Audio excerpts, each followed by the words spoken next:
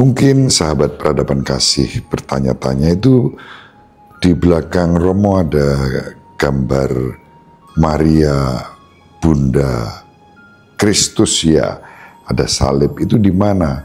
Ini di salah satu kamar di biara para biarawati suster-suster Ursulin di Kor Yesu Malang.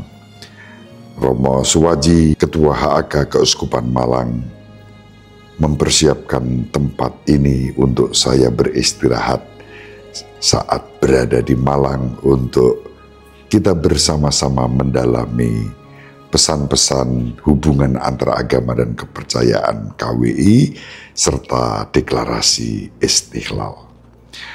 Terima kasih para suster Ursulin, khususnya suster Ingrid, suster Lucy, suster Luciana, dan semua saja.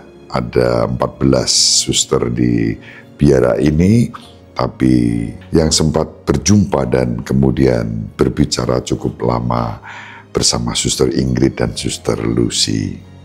Terima kasih untuk hospitalitas yang boleh saya terima. Romo Waji terima kasih, suster terima kasih, Bapak Uskup Hendrikus Pidyarto Okarm terima kasih.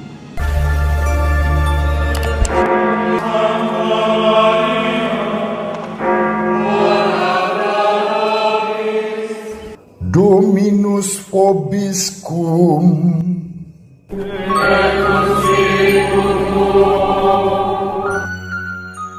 Sahabat peradaban kasih ekologis yang terkasih, selamat berjumpa dalam renungan harian bersama saya Romo Alois Budi Purnomo PR melalui channel ini. Semoga panjenengan selalu sehat, tetap semangat tanpa sambat dan selalu bahagia. Kebahagiaan yang bersumber dari Tuhan Allah kita. Selamat berhari Minggu, hari ini hari Minggu biasa yang ke-22. Mari kita awali perjumpaan kita dengan bersatu di dalam doa. Dalam nama Bapa dan Putra dan Roh Kudus. Amin. Dalam kebaikan-Mu ya Allah, Engkau memenuhi kebutuhan orang yang tertindas. Orang-orang benar bersukacita, mereka beria-ria di hadapan Allah, bergembira dan bersukacita. Bernyanyilah bagi Allah, bermazmurlah bagi namanya. Namanya ialah Tuhan, beria-rialah di hadapannya. Bapa bagi anak yatim dan pelindung bagi para janda, itulah Allah di kediamannya yang kudus. Allah memberi tempat tinggal kepada orang-orang sebatang kara. Ia mengeluarkan orang-orang tahanan sehingga mereka bahagia. Hujan yang melimpah Engkau siramkan ya Allah, tanah milik-Mu yang gersang Kau pulihkan, sehingga kawanan hewan-Mu menetap di sana.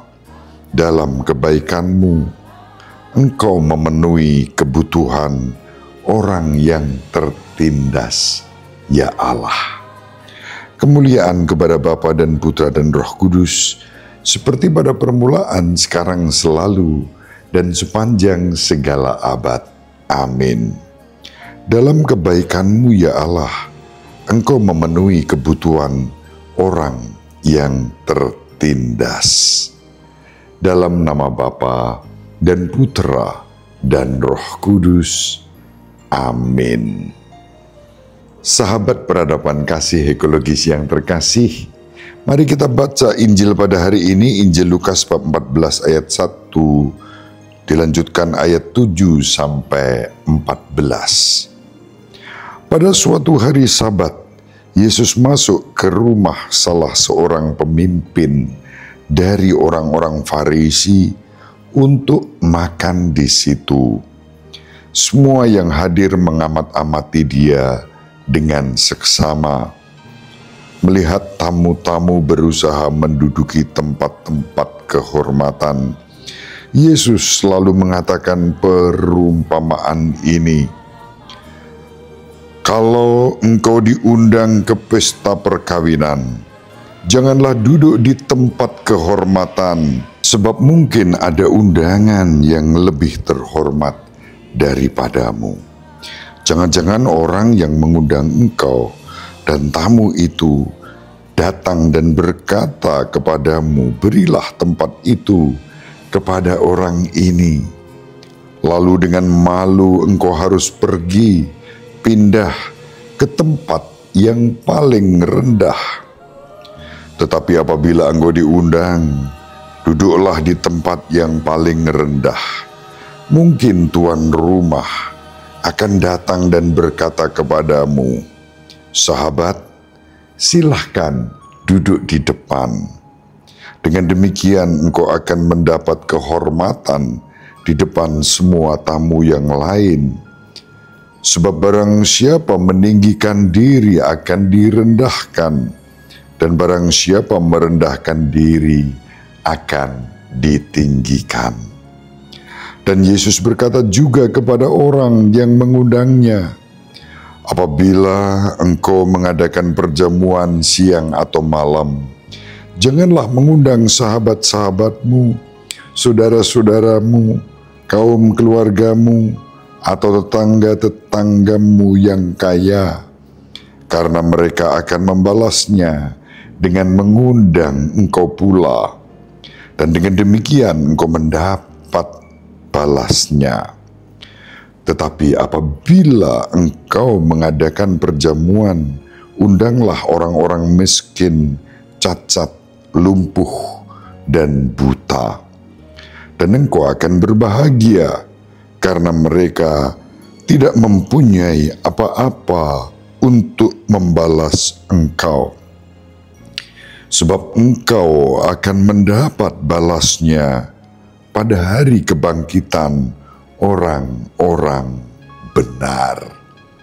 Demikianlah sabda Tuhan. Terpujilah Kristus. Sahabat peradaban kasih ekologis yang terkasih, Injil yang diwartakan kepada kita pada intinya adalah ajakan yang pertama agar kita bersikap rendah hati dan tidak meninggikan diri tanpa pamrih untuk dihormati, ditinggikan. Kerendahan hati dengan sendirinya akan membawa rahmat dan berkat di dalam kehidupan kita. Kesombongan akan mendatangkan kehancuran. Itu bagian pertama dari perikop yang diwartakan Tuhan kepada kita. Dan pada bagian kedua Tuhan mengajak kita untuk memiliki bela rasa. Semangat bela rasa membuahkan persaudaraan bersumber dari iman. Dua pokok gagasan ini yang ditawarkan kepada kita untuk kita renungkan pada hari ini. Mari kita perhatikan bagian kedua terlebih dahulu, saat Tuhan kita Yesus Kristus meminta agar mengundang orang miskin yang tidak bisa membalas kita. Perikop dari Injil Lukas merupakan pelajaran tentang kerendahan hati, itu bagian pertama, dan bagian kedua tentang bela rasa, kepedulian kepada orang yang kecil, dan itu dibutuhkan kepekaan.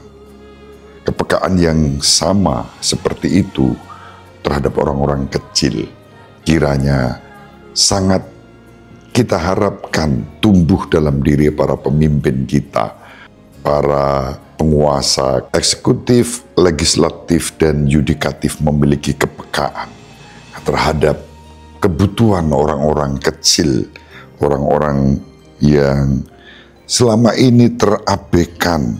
Dan karena itu lalu suasananya adalah ketidakadilan yang menguasai kehidupan kita.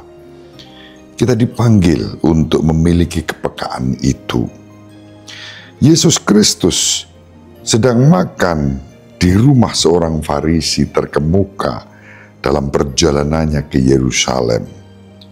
Pelajaran yang Yesus ajarkan adalah bahwa kita perlu mempraktikkan suatu bentuk sedekah dengan mengundang orang miskin untuk berbagi rezeki dan berkat dengan mereka. Mereka yang menunjukkan kasih kepada orang yang terbuang, orang yang kurang beruntung di dunia, dapat diyakinkan bahwa Tuhan akan berhutang budi kepada mereka dan akan melunasi hutang itu di akhirat. Ketika kita menunjukkan kasih dengan memenuhi kebutuhan orang-orang yang kecil, lemah, miskin, tersingkir, dan difabel, maka Tuhan akan melimpahkan rahmat dan berkat-Nya untuk kita. Dan sikap bila rasa itu tidak bisa begitu saja terjadi tanpa kerendahan hati. Agak ekstrim radikal dalam arti seakar-akarnya. Tuhan kita Yesus Kristus mengajarkan kalau kita menyelenggarakan pesta perjamuan, jangan undang sanak kerabat, sahabat dekat yang akan membalas kita. Justru yang kita undang adalah orang-orang yang tidak bisa membalas, dan balasan hanya diberikan oleh Allah sendiri. Sahabat peradaban kasih ekologis yang terkasih, semangat persaudaraan, kerukunan, menghadirkan harmoni dan perdamaian, itu yang dibutuhkan di antara kita. Bukan dendam, bukan kebencian, bukan kerusuhan, bukan kekerasan, bukan sikap yang destruktif. Karena sikap destruktif, kekerasan, kerusuhan, itu hanya bentuk-bentuk penolakan terhadap kasih dan damai sejahtera yang mestinya kita perjuangkan.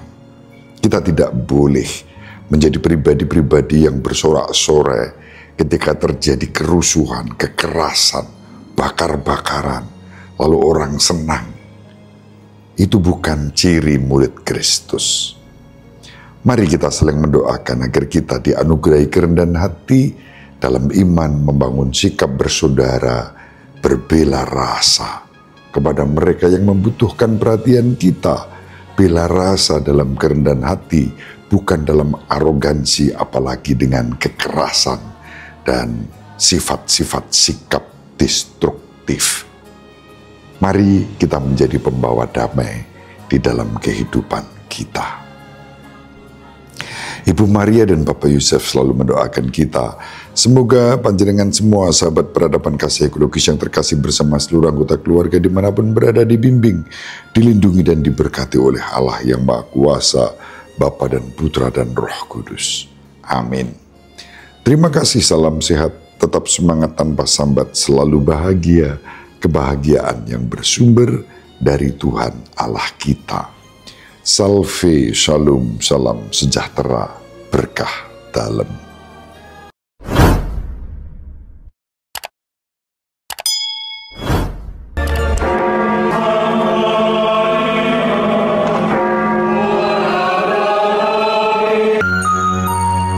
Sahabat peradaban kasih yang terkasih, sampai jumpa pada episode berikutnya. Terima kasih atas kebersamaan kita. Salam peradaban kasih ekologis. Berkah dalam.